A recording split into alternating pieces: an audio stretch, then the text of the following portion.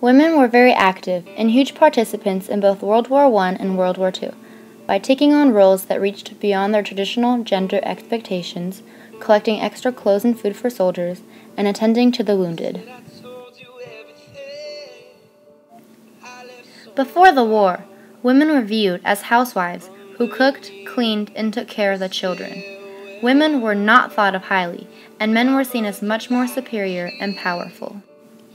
During and after the results of war, women's responsibilities had increased, and the view upon their role in society drastically changed, especially because women proved they were capable of participating and succeeding in the fields men usually worked in, such as manufacturing and weaponry.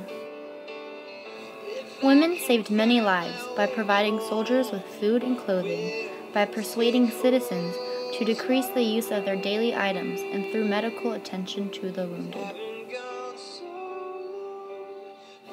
Nurse Helen Fairchild was born on November 21st in 1885 in central Pennsylvania and graduated as a nurse from Pennsylvania Hospital in 1914. A month after America declared war on April 6, 1917, also known as World War I, she joined the American Expeditionary Force and volunteered to go overseas along with 63 other nurses. Helen was sent to a location in France where she cared for 2,000 wounded soldiers while under fire. She had been a long-time sufferer of abdominal pain, but the condition had gotten worse during the war, which some people think might have been a result of a combination of her stressful working conditions and exposure to mustard gas. She underwent surgery in January 1918, but fell into a coma and died 5 days later.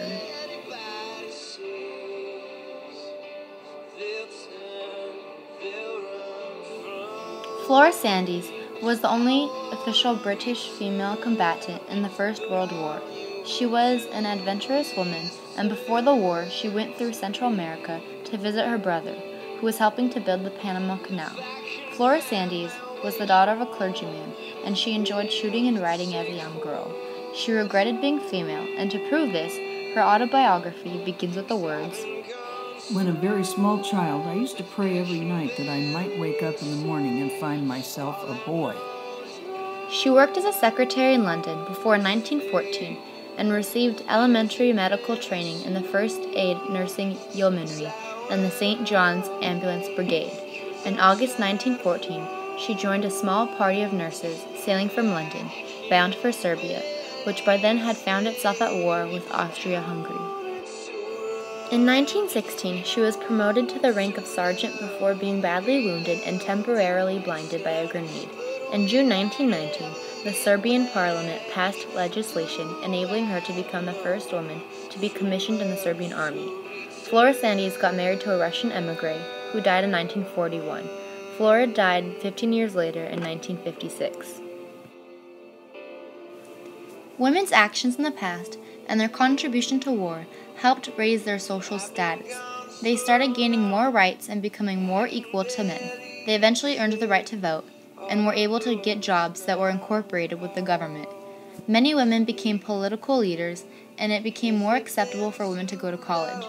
Women were no longer looked down upon.